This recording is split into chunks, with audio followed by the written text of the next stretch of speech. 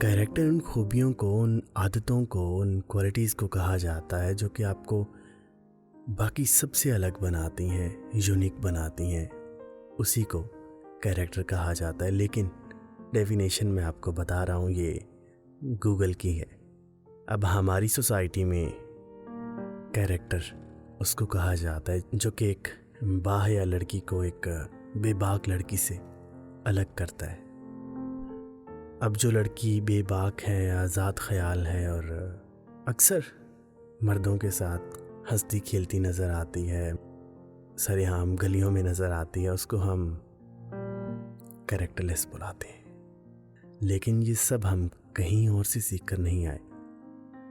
ये सब हमें बताया जाता है, सिखाया जाता है और वक्त के साथ साथ हम अपने आप को इन पैरामीटर्स में फिक्स कर लेते हैं, सेट कर लेते हैं। और फिर जो कुछ लोग अपने आप को इस पैमाने में एडजस्ट नहीं कर पाते, वो कैरेक्टरलेस कहलाते हैं।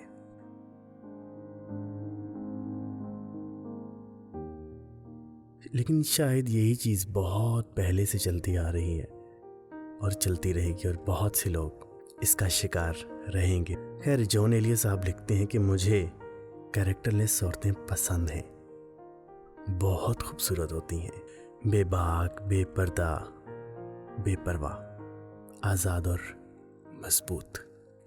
पिंजरे में कैद चिड़िया कितनी भी रंगीन क्यों ना हो और चाहे कोई कितनी भी नज़में लिख ले उस पर, वो खूबसूरत नहीं लगती।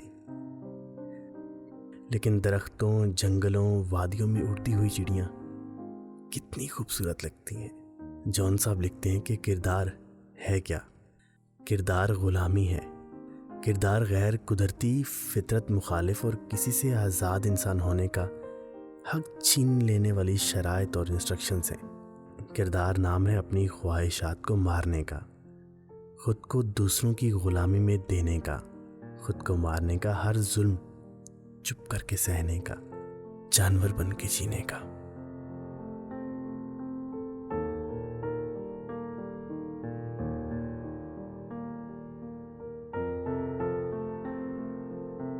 एक बाकिरदार औरत को बच्चे की पैदाइश के वक्त खुलकर चीखने की इजाज़त भी नहीं। आस पास की औरतें इस दर्द को खामोशी से बर्दाश्त करने का कहती हैं। बाकिरदार औरत खौफज़दा, कमज़ोर और ऐसे कमतरी की मारी और मायूस होती है।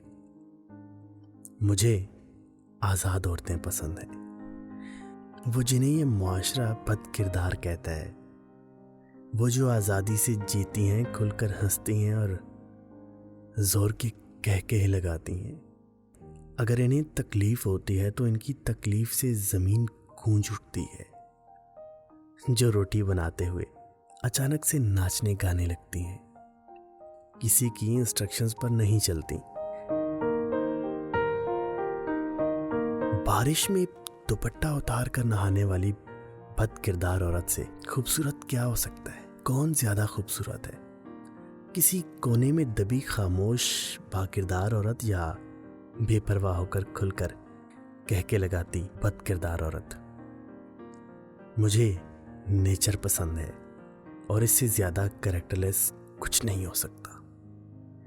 इसका कोई किरदार नहीं होता। बाकिरदार होना बांधना और कैद होना है। नेचर हर कैद से आज़ाद होती है। हवा का किरदार क्या है?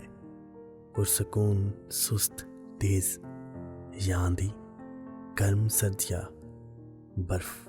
बच्चे भी कैरेक्टरलेस होते हैं।